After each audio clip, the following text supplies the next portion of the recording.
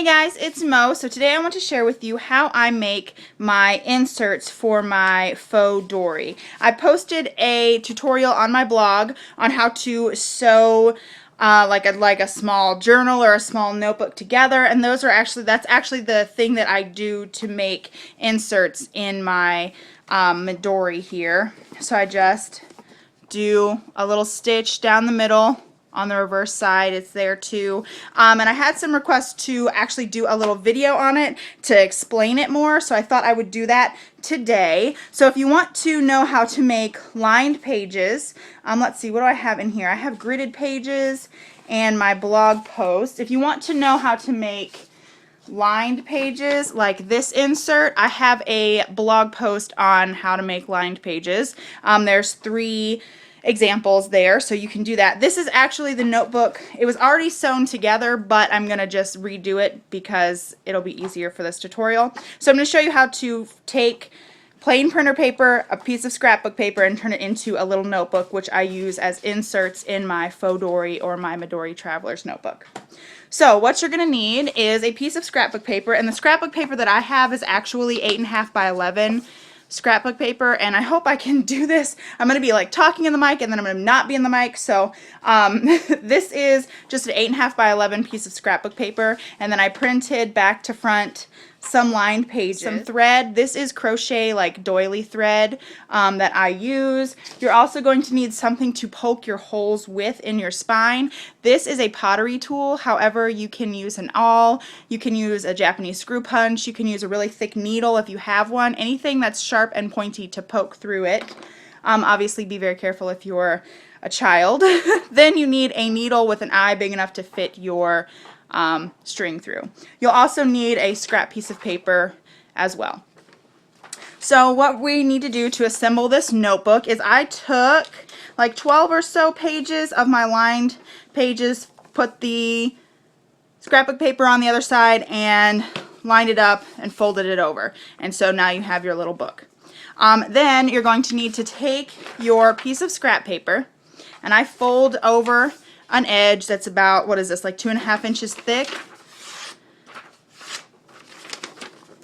And I just tear it off. You could be more precise and cut it if you wanted to. I, however, don't really do that. Let me see if I can sit down and still do this in frame. So then you'll want to fold your guide in half long ways, like this. And I always just make my edges crisper. So in half long ways like this. Then you'll want to fold it in half the other way and make a little crisp line. Then I fold it in approximately thirds. So I just fold it one way in like a zigzag kind of style, and I fold it the other way. Make sure my edges are crisp. And then I just unfold it like this.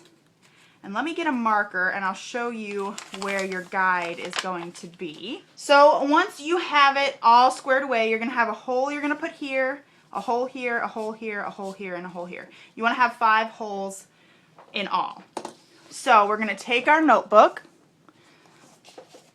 This already has holes in it, but I'm just going to show you. You're going to line up the spine with the middle long crease of the scrap paper that you used. Then you're going to take your awl or your sharp pointy thing, and you're going to pierce through a hole through your guide, through your paper, and through your scrapbook paper. So you're going to do that 1, 2, 3, 4, 5 times.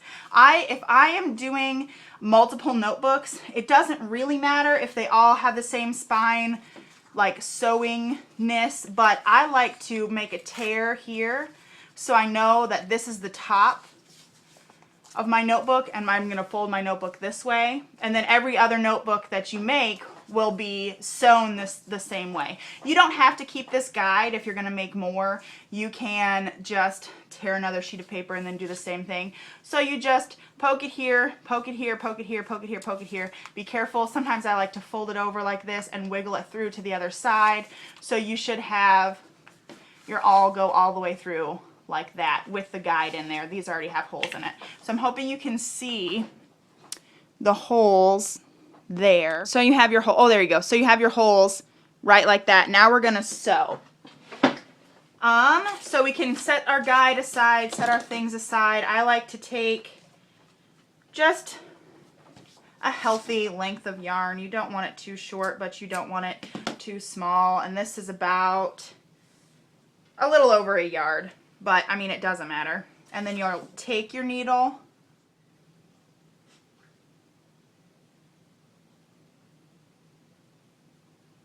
thread it through. You're not going to tie any knots or anything. So from the inside of your notebook, you go into the middle hole. You pull the yarn through and you leave a little tail. Then from the outside of your book, you're going to go into the hole next to it like this and pull it through. Then you're going to go into the last hole. So we're working from the middle hole left. Go, and then you're going to go in from the inside of the book to this last hole. Pull that through. Get this little tail guy out of the way. Oops. Then now we're on the outside of the book, so we're going to go back into that second hole and pull it through. We're going to skip over the middle hole and go into the second hole on the right and pull it through. Now we're on the outside of the book again. We're going to go into the last hole back into the middle of the book. Don't get your tools caught up in there. Now we're on the inside of the book. We're going to go into the second hole to the right again, pull that through, and now we're finally going to go through that middle hole again on the other side of this piece of string we left in there. So you should end up with two ends of your string straddling this middle string here, and then we just tie a knot. Obviously I didn't do this very well. Pull that needle off. Okay. Tie a knot.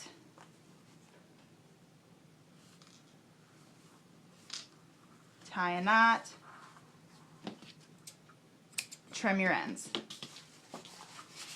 And so now you have a little notebook. And you can do this with any size notebook. You just need to have 5 stitches or 5 holes to make your stitches, and you're done. You have a little, I believe this is called a saddle stitch notebook. And so, I mean, you can make it from scrap paper, you can make it from different thicknesses of paper.